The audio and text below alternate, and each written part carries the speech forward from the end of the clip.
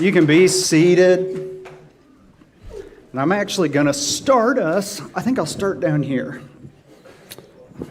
All right, kids, your parents are ready for you to not sit next to them any longer. Anybody want to come up here? I want to tell you a story. It's one of my favorite stories. You can come sit in the front row. You can sit on the floor. Come on up. You can sit on the stair. You just cannot sit on the drum stool and play the drums. Oh, come on. You get to come up front, come up front, come up front. Jesus says, go ahead, get a spot. You can sit on the floor. You can sit in the chairs. That works. Anywhere in here, anywhere in here. No, you don't need to eat the leftover communion. It's okay. I'm going to tell you, how many of you are scared of the dark? I'm A little bit scared. You're scared? Oh, raise your hand if you're a little bit scared of the dark. What if we even can we make it a little darker in here today? Maybe just a little bit? Oh, a little bit darker. Make it even darker, they said. Let's make it even darker, they said. Oh, it's still pretty bright. I'm going to tell you the story. I'm going to tell you the story of the time that I was most scared of the dark. How many of you have a grandma or grandpa? Oh. They're here. You're visiting them today? They're sitting over there? Oh, did you get, I remember one time my grandpa, this isn't the story I'm going to tell you, this is a different story. One time I was really scared of the dark and I was staying with my grandma and my grandpa, and my grandpa came in and I said, I'm scared of the dark, I can't go to sleep. And he opened my window and he pointed at the street light all the way down the end of the road and he said, there's your night light, now go to sleep. The most scared I've ever been of the dark, though, was the first time that I ever went hunting by myself. I was only 12 or 13, and I went hunting on our family farm where my grandma and my grandpa lived. Now, I had spent my whole childhood, every vacation, going to their house, and we would play in the woods all the time. I knew all the woods, every pond. I knew all the rocks. I knew where to find the best squirrels and the best frogs and the best crawdads. Oh, crawdads. We need to get some crawdads for the shrimp bowl. And lizards. Well, I knew where to catch all of those, okay? And so I was really excited to go hunting deer for the first time ever. And so my grandpa walked me out, and we went to my deer stand. And I climbed up a ladder on the side of a tree. Can you help climb? Can you grab the next? Get it. And it got higher and higher and higher. And I looked down, and I was above my grandpa's head. And he was a tall man. And I was a little bit scared. But he said, Brandon, you sit there and be as quiet as you can until I come and get you. So I was really excited. Maybe I was going to see a deer. Maybe I was going to see a turkey. So I climbed up in there. I sat as still as I could sit for as long as I could. And I started getting a little bit cold because it was a little bit cold. And then I heard some noise. Oh, a deer's coming. A deer's coming any second now. And I turned and I looked over my shoulder. And what did I see? Grandpa. No, a squirrel. Playing with the acorns. And then I heard some more leaves rustling. And I looked over my other shoulder, and what did I see? A chipmunk. I know, a cute little chipmunk. And I sat there as still and as quiet as I could. But guess what started happening? It started to get dark outside. I noticed the sun set, went all the way down. And it was I could still see for a little bit, and I could see the pond over there, and I could see those trees over there, and I was trying to sit as quiet and as still as I could sit. And then I noticed a little while longer, and guess what? I couldn't see the pond anymore, and I couldn't see the trees anymore. And it just kept getting darker and darker and darker. And I realized that I, at this point, was sitting really still, not so that I could see a deer, but because I was scared to move. And it got so dark that I remember lifting my hand up like this, and guess what? I couldn't see my own hand. It still to this day is probably the darkest time I ever remember in the woods in my whole life. And I was terrified. So I started to scream, and it went like this. Have you ever been so scared that you couldn't scream? Oh, Jack says all the time. And so I just sat there, quiet. And then I heard a sound. Ch, ch, ch, ch. And I thought, I got to get down. I got to get out of this tree. I got to get out of here. And I went to move, and guess what? I was so scared, I couldn't even move. Have you ever been so scared you couldn't even move? Yeah. You ever been under your covers at night and it's so scary and you can't even move? No. And I sat there, so scary, and the sound got louder and louder. Ch, ch, ch, ch, ch, ch. And then, boom, a flashlight right in my eyes. Your grandpa. And it was my grandpa. And he said, oh, you're still up there. And I said,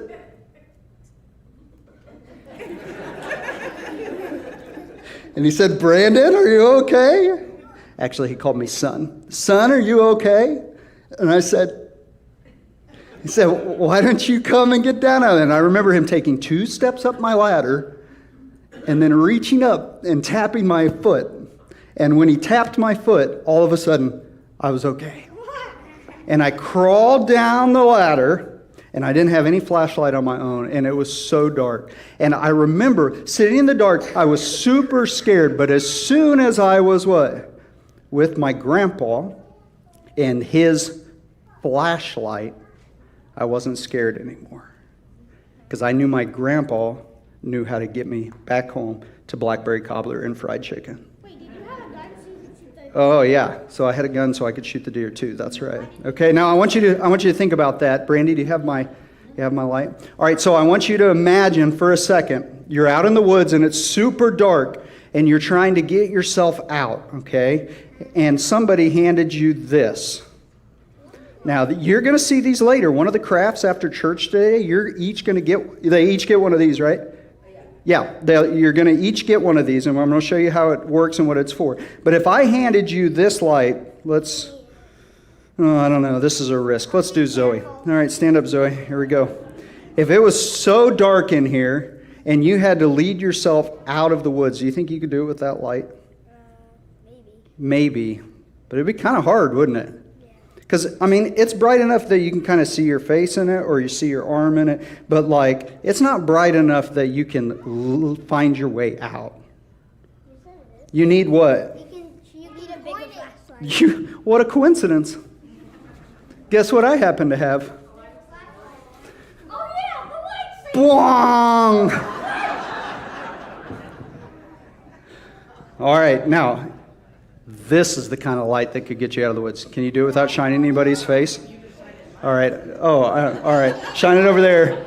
Shine it over there up on that wall. Do you think you could find yourself out of the woods with that light? Could you also find all of the deer in the woods with that light? Yeah, that's why I have it. I mean, isn't that a cool light? All right, now I want you to think about a difference.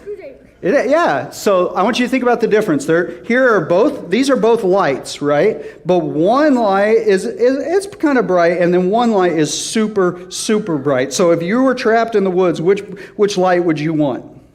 Yeah, that's right. All right, now here, I want you to listen to me. Listen to me. All of you have a light. You have a little light that God put inside of you, okay? And each of you shine. You shine with just little different things. Some of you are kind. Some of you are smart. Some of you are athletic. All of you have a little light that God put in you. But your light is not bright enough to save yourself. What? It'll never save you or protect you in the darkness. Because it's not bright enough. It was never designed to do that. Jesus says that he is the light of the world. He's the sun. That's exactly right. What is the light of the world? What's the brightest light that you have ever seen in your life?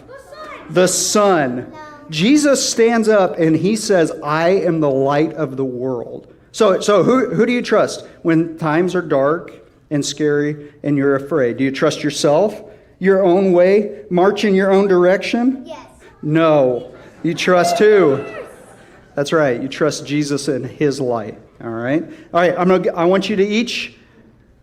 You're going to go back to your parents, and I'm going to need some help too. That's part one, all right? Jesus is the light of the world. But then I want you to do something else.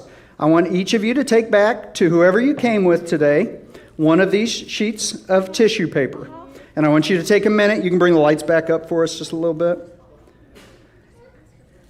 And I want you and talk with your parents, and we're going to take about 5 minutes and do this. And I need you to pass them out to other people too, okay? Make sure everybody in the church needs to get one this morning. And I want you to write down, it can be a simple sentence, it can be one word, be something very simple, but I want you to write in just a little phrase on this little piece of tissue paper. I want everyone, let's see if I can get them passed out on the other side. Zoe, you want to run them and start getting that side over there? I want you to write down a time when you have known darkness and Jesus has been the light of the world for you, okay? That could be anything. You could draw a picture of a tree. I don't, whatever you want to do, however you want to express it, but I want you to do it as a family, okay? So whoever you're with today, whoever you came with, all right, I want you to take, there's pins in the seat behind you. Man, you guys look so confused and perplexed by this request. Real simple. When at a time in your life, Jesus has been the light of the world, when you've known darkness. And we're going to take a few minutes, talk amongst yourselves, write them down. Go. You want to move it on? You want to move this on stage?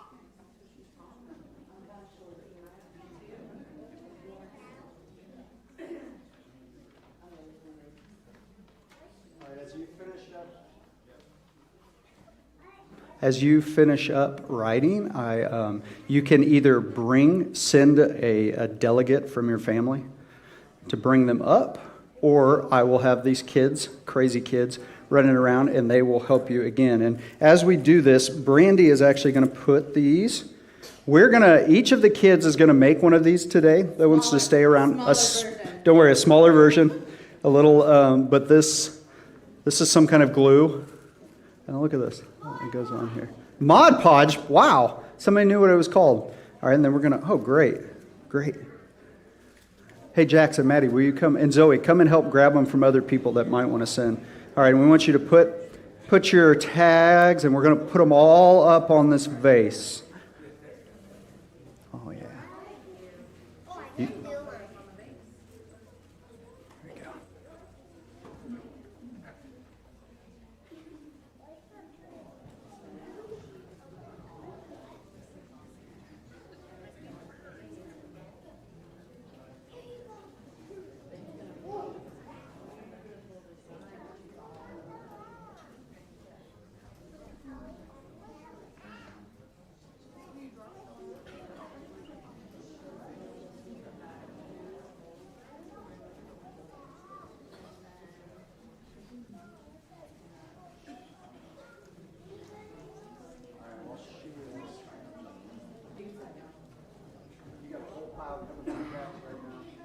Kim's going to come and help you put more up.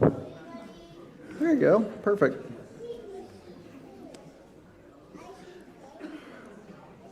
Good job. All right. Anybody else? Raise your hand if you need yours picked up still. Okay, one in the back. You were the last to get it, so you're the last to get collected. You need yours too? Oh, no, you're just calling a child back to you. She's right over there. Look, don't be afraid. Right there. Great job. Great job.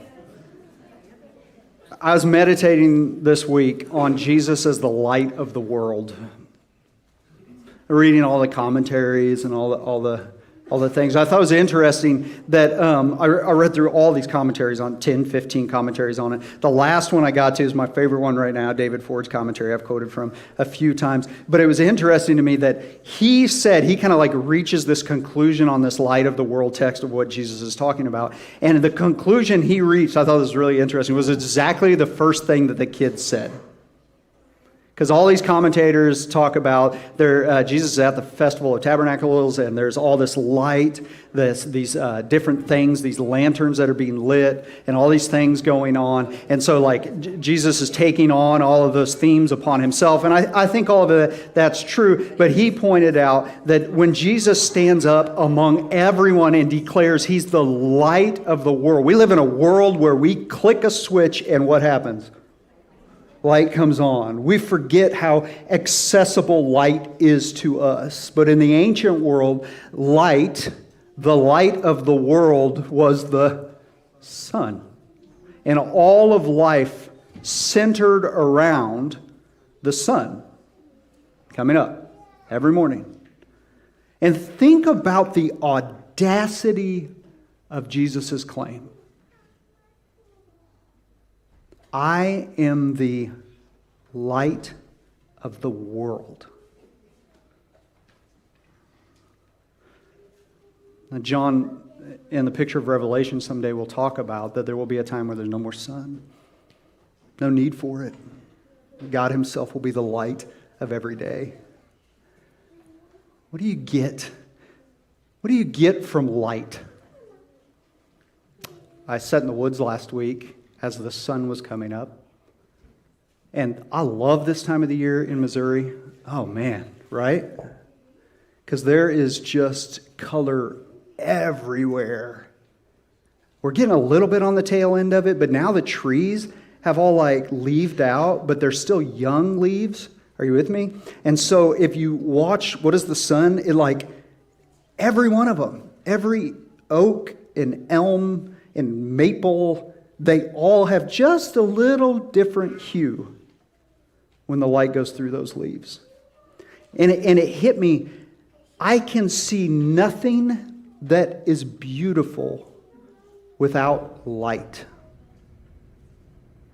Everything that is beautiful takes light. And if there were no light, there would be no beauty at all in this world. And for many people, that's the point you get to. You just keep turning off the light, turning off the light, turning off the light. And maybe you know those people or those places where all it is darkness and ugliness and ugliness. But for those of us who declare Jesus is the light of the world, we see a different beauty in it. And I think this is what's so incredible. None of us have to be the light of the world. You don't have to be the light of the world. He's got it covered. I know some days maybe you wake up and you feel like your family's a disaster and the kids are running every sort of which way, and you got these grandkids and you're not sure which direction they're going in, or maybe your great grandkids, and you've turned on the news and you hear all the news stories about all the things that are going on, and of course none of it's good news, right? It's all these terrible things, and everything looks like it's just darkness and you don't know what to do. And I don't know, there's like different approaches. One is we just like fall into the darkness. Maybe we are like, bury our head in the sand. And then some of us, I feel this burden. I like wake up and I'm like, I have to be the light today. In a dark world, I have to shine. But it's Jesus who's the light of the world. And he lights us. He takes his light and he colors us and colors our life. And he takes it and he shines it through. Let's see if it's ready. You think it'll shine? Oh, yeah, it worked. Here, let me get behind it. Oh, got you, Brandy.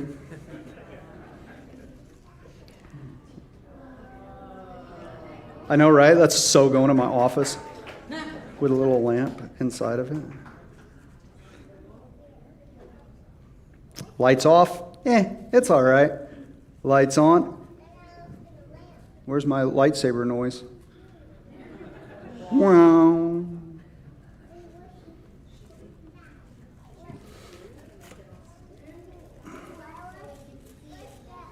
All right. Let me pray. Let me pray with you. God is using your story. He's lighting your life. He's coloring the world with the beauty that He's creating in you. He's creating in your children. He's creating in your grandchildren. Father, we come to you as light of the world. We're sorry when we've thought we had to be that, and we just want escape from that burden.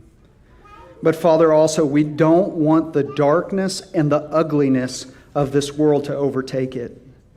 This world is too beautiful that you've created.